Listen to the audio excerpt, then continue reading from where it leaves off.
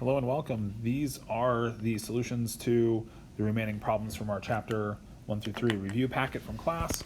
I will go back through these problems in class on Monday. Again, I might try to find some corollary examples to these, but probably mostly going through these problems in class on Monday again. So just for those of you who want to see these answers now and not wait until Monday to see the solutions, let's go through these. So 50 plus 74.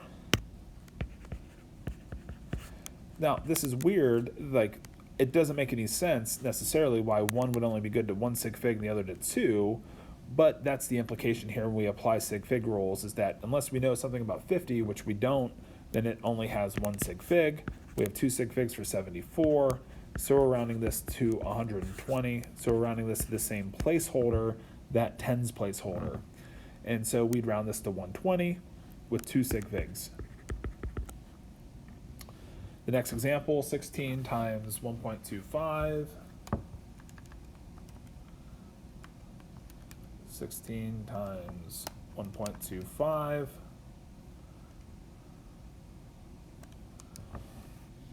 This is 20, but 0.0 for 3 sig figs. Divide it by 1.25. The sum of 1.25 and 3.75, which is obviously 5, but 5.00. Also with 3 sig figs. So my calculator says 5, but this is actually good to the hundredths place, 5.00 with 3 sig figs. So sometimes sig fig rules cause us to round our results to something like 120 from 124. Here it's actually letting us see our calculator for 5. It should be good to 3 sig figs to 5.00.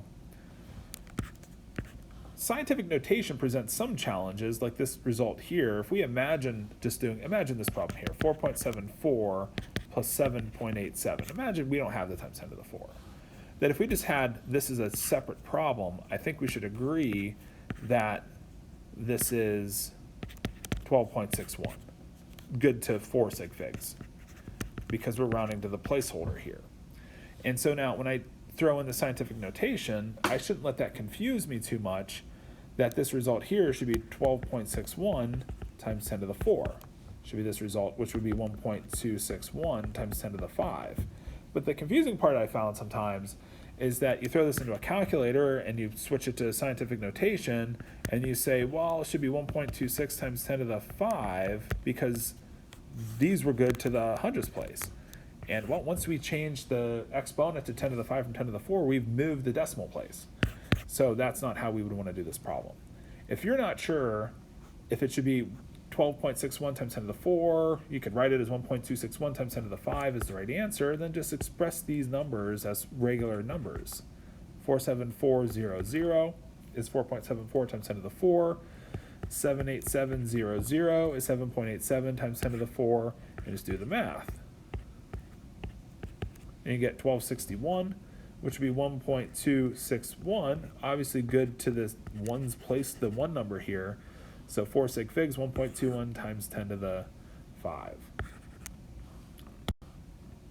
Another sig fig question here, 15.160 minus 0.00863. So that should be 15.151 centimeters. And so again, the reason why that would be the case is 15.160 minus 0.00863, that this should be rounded to this placeholder here, the higher decimal place, and then times 20 plus 1163. Now again, it's confusing on why one measurement of centimeters would be good to the ones placeholder, but the other one to the tens placeholder. It makes no sense why this would be the case, but we're just interpreting 20 here with 1 sig fig, and then 1163 with 4 sig figs, based on what we know about numbers and the way the information is presented to us here. And so 20 plus 1163 would be 1183, but only to 3 sig figs. Okay, now we could round to 1180 or keep the 1183, but the key is only 3 of those digits are significant. Okay, so we have 5 sig figs times 3 sig figs, so the result of the previous step. And let me Yeah, just then the result of the previous step, the 15.151 times 11, or like times the, like sometimes the easy way here is just do 20 plus 1163 in parentheses. I get 17924 point, whatever. And the key here is I only have 3 sig figs. In 1183, so 1180 times 15.15, 1 should be rounded to 3 sig figs. So multiplication, we count sig figs. 3 times 5 sig figs is rounded to 3 sig figs. So this should go to 17,900. If we want to round it to 3 sig figs. Aluminum oxalate has the formula Al2C2O43. What is the formula of iron 3 oxalate? Now, oxalate's not our nomenclature, but we can work out the charge of oxalate. The idea of this problem is that we know aluminum's a 3+, so I have a 6+ from the aluminums, so I have to have a total of 6- from the 3 oxalates, making oxalate be the formula C2O4 2-, that this is oxalate from the information in the problem. And so then iron 2 oxalate should just be Fe2+ with 1 C2O4. So FeC2O4. So this is a problem that gets us into the systematic nomenclature of a new ion, lets us work out its charge. From its charge, we can get the formula for a different compound like iron 2 paired up with oxalate. All right, let's go through some nomenclature examples. So aluminum, hydrogen phosphite, this is an ionic compound, so we have the ion of aluminum, 3+. Hydrogen phosphite is based off of phosphite ion here, and H+ added onto it to neutralize the charge down to -2. So HPO3 has the formula with the 2- charge, and so then we're going to need 3 of the HPO3s, and we're going to need 2 of the aluminums.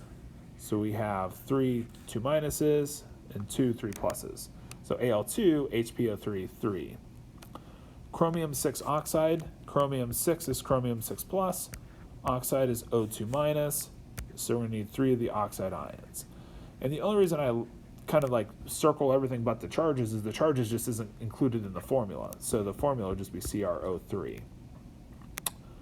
CS2O2, cesium's an alkali metal, +2 from the 2. The O2 with a -2 is cesium, and then peroxide. Peroxide is specifically 2 oxygens bonded together with a 2- charge. So it's this molecular ion is peroxide.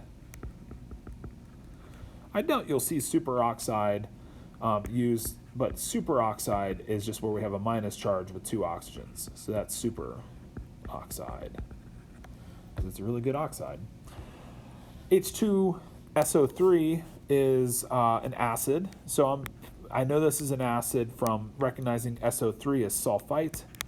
So I recognize this is the acid of sulfite.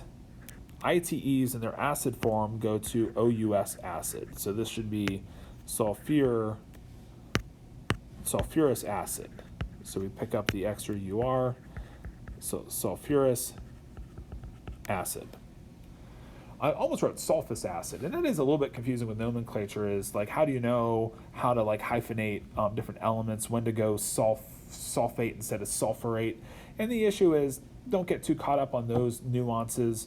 Be able to pick this name out of like a grouping of multiple choice answers. And we wouldn't give you like some other root like sulfus acid as a choice here. So sulfurous acid, we're just testing that the ite is sulfite. So SO3 2- is sulfite, its acid is sulfurous acid. This here is methanol. So this looks like CH4, but we'll replace a hydrogen with a hydroxyl group. And this is the simplest derivative of an alcohol off the simplest hydrocarbon of methane, or the shortest number of carbons, least number of carbons of a hydrocarbon would be methane. So this is methanol. This might look like methanol, but this is actually based off of the acetate ion. 2 ways of writing this ion here. Well, that's not the right way. It's C2H3O2-. making sure 2 is a subscript. So just pairing up the formula for C2H3O2, these are both ways of expressing acetate ion. Acetate ion added with an H plus makes the acid of acetate ion, which is acetic acid. So C2H3O2 or CH3COOH, that these are both examples of formulas that we can express for acetic acid. Periodic acid is based off of periodate. Periodate is based off of iodate. Per means we add an O. So we add an O to the formula, go to IO4 minus. So this is periodate. So periodic acid is HiO4. Occasionally we might read this and think periodic acid, get a little confused, but it's just like periodic for adding the extra O onto iodate's formula. This is actually the same nomenclature for peroxide. So O2 minus is oxide, add an O goes to per. So that's kind of how we got the name peroxide. Nonanol is, this is maybe the only weird one that's a little bit tricky, but it's just the 9. So we go for hydrocarbons, methane's 1, ethane's 2 carbons, propane's 3, butane's 4, and then penta, hexa, hepta, octa, and then nona is the one for 9, and then deca for 10. So nonanol is the alcohol of nonane, and so nonane would be the C9 hydrocarbon. So it's C9H20. How do I know it's 20? CH3 is on the end, CH2 is in the middle, CH3 on the end. I have 7 CH2s in the middle, 14 plus 6 is 20. And so the formula for nonanol would be C9H19 replaced with a hydroxyl group. So C9H19 hydroxyl. What do we need to know about some of these opening experiments from chapter 2? If you recall, we had 4 basic kind of experiments that we talked about. We started off with Dalton kind of not doing an experiment, but just hypothesizing that matter is comprised of atoms. And then these experiments were showing what the atoms were comprised of. And so the credited with the discovery of the electron was J.J. Thomson. This is through the cathode ray tube experiment, which we actually had shown in class. We also did like a pinwheel demonstration to show that the particle contains a mass that has momentum that can be used to move a pinwheel. So the cathode rays were found to be the particle, the electron. So we had like a beam of electrons that was lighting up a screen. So a screen would light up a color when the electron or this particle was hitting it. And then we can add a magnetic field and deflect the particle downward due to its mass to charge ratio. And so we could deflect the particle downward due to its mass to charge ratio. It was also going towards the positive direction of electric field, making it known to carry what we think of as being the negative charge and the negative electron. And so J.J. Thomson discovered the electron through the cathode ray tube experiment. This question here, which subatomic particle was discovered first? That's the electron. And I think it's first because it's the outermost subatomic particle. Being the outermost made it easier to kick it off an atom. The proton having a charge was next, and then neutron was the final particle to be discovered. What particles did Curie discover? Before we get to this one, let's talk about Millikan. Millikan did the oil drop experiment, which created particles that, like oil droplets that had electrons suspended on them, and was looking at the, trying to find a way to calculate the mass of the particle containing the electron. And so or was looking at the charge of the particles, and so the experiment was able to establish the mass and the charge of the electron. I don't know why I'm writing this number, but it established the charge of the electron was about 1.6 times 10 to the minus 19 coulombs. J.J. Thomson had found the mass to charge ratio of the electron, so this allowed the establishment of the mass of the electron to be calculated as well. So this also determined the mass of the electron, and it showed it to be subatomic, so a really low mass for the mass of the electron. Through the Millikan oil drop experiment, Marie Curie discovered the alpha particle, the beta particle, and the gamma particle for radioactive material.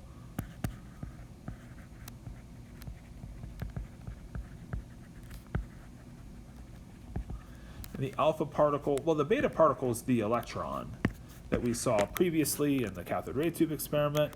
So this is just our electron. The alpha particle was a helium nucleus, so it's the helium nucleus, helium-4, 2+ charge. And the gamma particle is just electromagnetic energy, basically just a photon of light of really high energy. We talk more about photons and light in chapter 6, but just a really high packet of energy. And so the way this was done was by taking the radioactive substance and seeing some particles go straight through. That's the gamma ray. We had the electron going downward with its really light mass-to-charge ratio, and the more massive helium nucleus went up a little bit, so it deflected a little bit off of being straight, and so this was that alpha particle. So we had the alpha particle, the beta ray, so I'm just making sure I write alpha different from gamma. So we have the gamma, the alpha, and then the beta particle. And then we were using this alpha ray in the Rutherford experiment. So we described Millikan already. The Rutherford experiment was taking this alpha particle and shooting it at a thin sheet of gold. So we have a thin sheet of gold, really thin, because if we imagine there being a really thick piece of gold, if we imagine a really tremendously thick piece of gold, then all the particles would just strike and back deflect. So we went really thin so particles could go through. Once we got so thin, the thought would be that they should all go through, with the exception of the discovery that we had the collection of the nuclei that contain a majority of the mass. So we have these nuclei that if the particle hits a nuclei, it back deflects. And that back deflection is what allowed the discovery of the nuclei of these of gold to be determined. And so the discovery of Rutherford was that the subatomic particles of the neutron and the proton were found to reside within the nucleus of the atom. And that nucleus was able to deflect this alpha particle. If not for the nucleus, all the particles would have gone straight through. And so the expectation was actually that the particles would go straight through, and then unfortunately they didn't, but the reformulation of the nuclear theory of matter came from the results of this experiment. So Rutherford could be credited with the discovery of the nuclear theory of matter. Okay, so let's get back into a stoichiometry problem. So this one here is kind of tricky. I'm going to solve this problem, I think, 2 different ways. And so I think I'm going to start with the way that I would solve this without a BCA chart. So here we have hydrogen gas. We're told after the reaction is complete, 6 moles of water have been produced and 4 moles of oxygen remain. Based on theoretical yield, in other words, based on the fact the reaction goes to completion, how many moles of gas were initially present in the container? So the initial container presumably would have contained our 2 reactants and then none of the water yet. So this will be the moles of hydrogen plus the moles of oxygen initially present.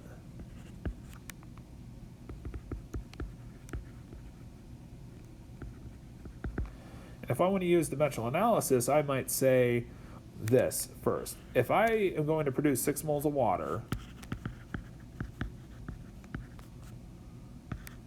then I might think, how many moles of hydrogen did I have to start with?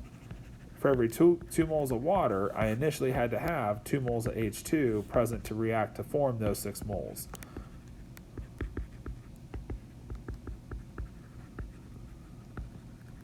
So 6 moles of hydrogen had to be initially present. And also, by the fact that oxygen is left over, oxygen remains, that after the reaction is complete, H2 had to be completely consumed. So the only H2 that was initially present is the amount that was required to produce the given amount of water that formed. Okay?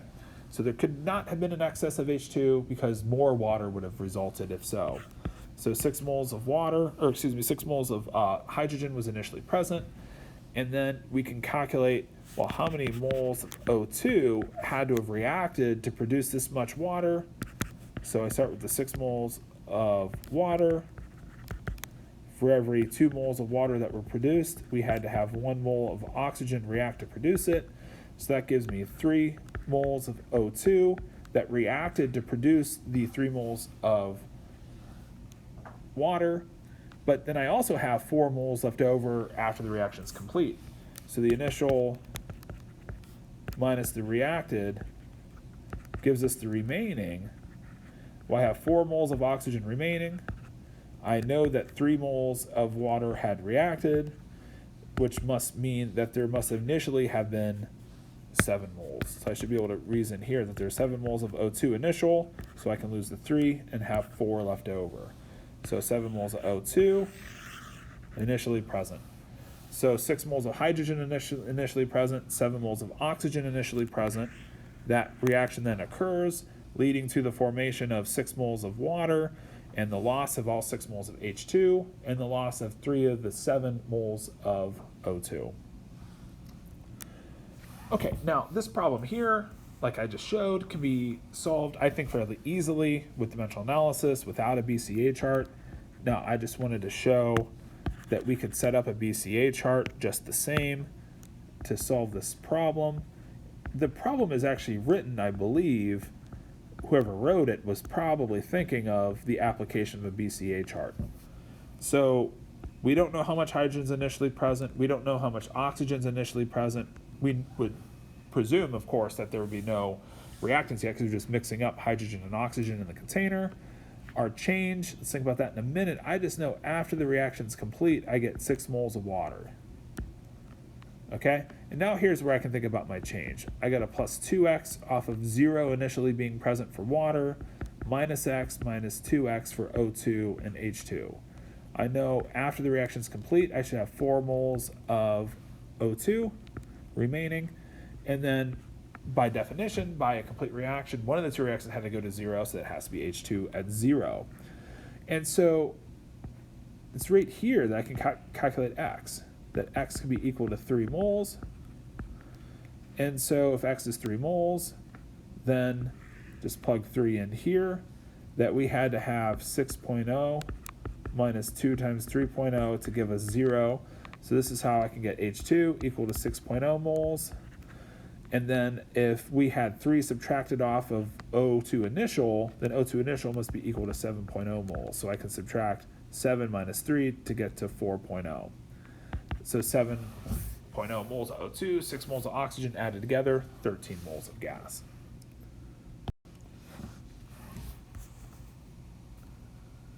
The box shows the reaction of 6 molecules of F2 and 6 molecules of Cl2. If F2 reacts to form chlorine trifluoride based on 100% yield, then what should the product box look like? Let's write out the reaction. So F2 plus Cl2 goes to Cl F3. So I want to do a 2 here to get 2 chlorines, and then I need to do a 3 to balance out the 6 fluorines on both sides. And so the box shows 6 of each, so it doesn't matter which is which. Let's call this here the F2, and let's call this the Cl2. There's 6 of each, so it doesn't matter. I don't think they even tell us which is which. But I'm going to take 3 of the F2s and 1 of the Cl2s.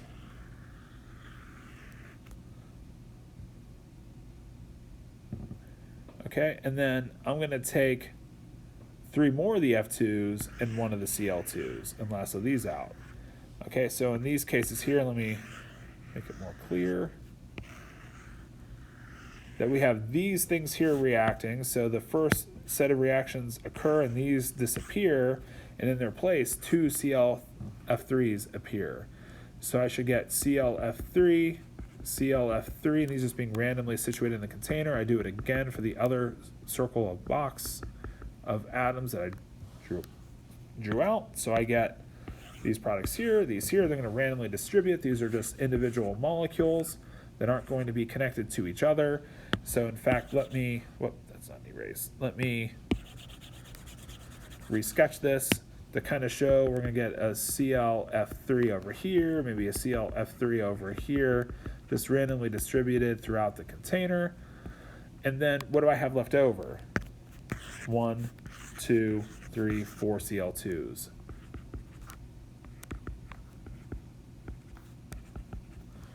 So we should get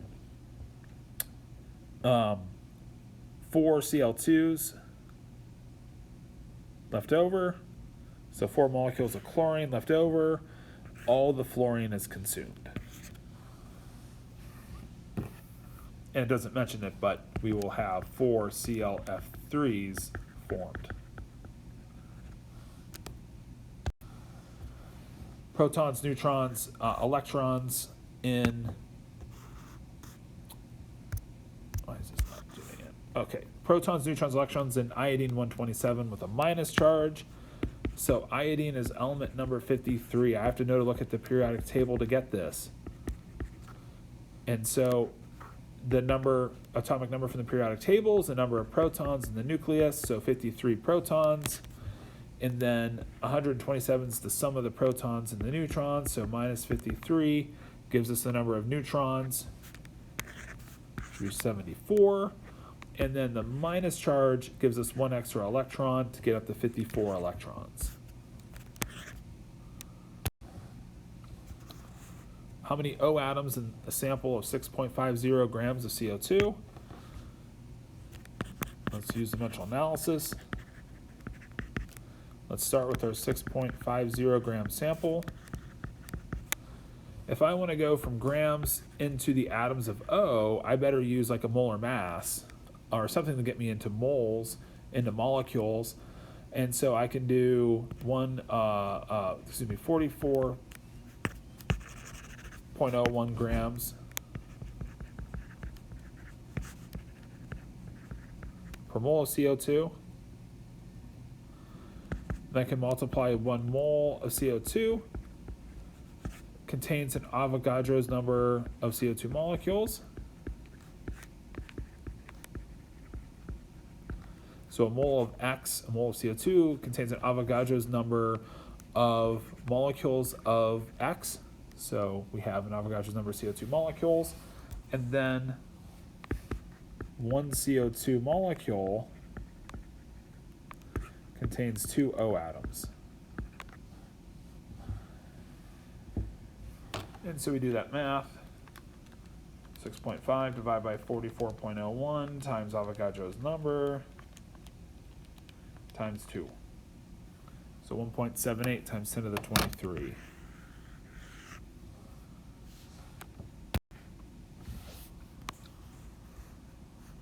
So molecular formula, percent information. These problems are usually designed, or the thought is that we go from the percent data into an empirical formula. And then from the empirical formula with some information about the molecular weight into the molecular formula. So let's do the empirical formula determination first. So I'm going to determine the mole ratio of C to H from the mass ratio. So I have 87.7 grams of carbon in ratio to 12.3 grams of carbon, or grams of hydrogen. It's the carbon to hydrogen ratio, 12.01 grams per mole of carbon, 1.008 grams per mole of hydrogen. And the key is that we start with a ratio, we end with a ratio. That should be still true for this sample. 87.7 divided by 12.01 is 7.30. And then 12.3 divided by 1.008 is 12.2.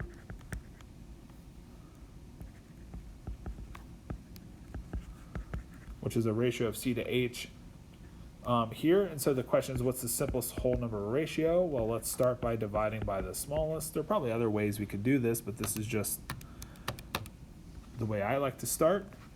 So we get 1 mole of carbon in ratio to 1.67 moles of hydrogen. And then this, of course, can't be rounded to CH2.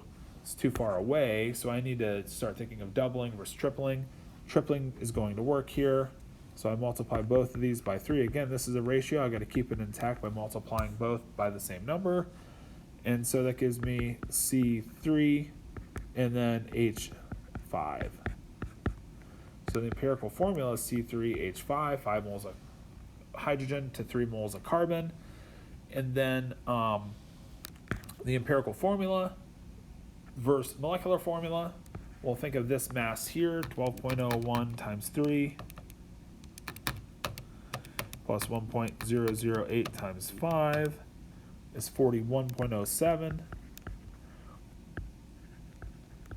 And we just divide that into 164.3. And that's equal to 4 units.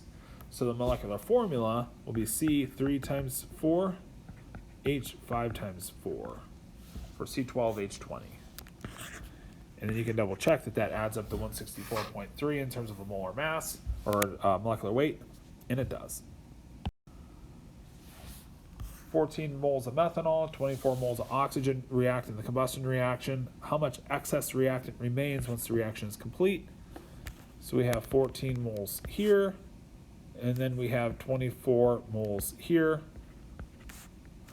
And so let's figure out the number of moles of O2 it takes to react with the given 14 moles of methanol. According to the reaction, for every 2 moles of methanol, the 2 in front of methanol, then we need to react 3 moles of O2 with that quantity.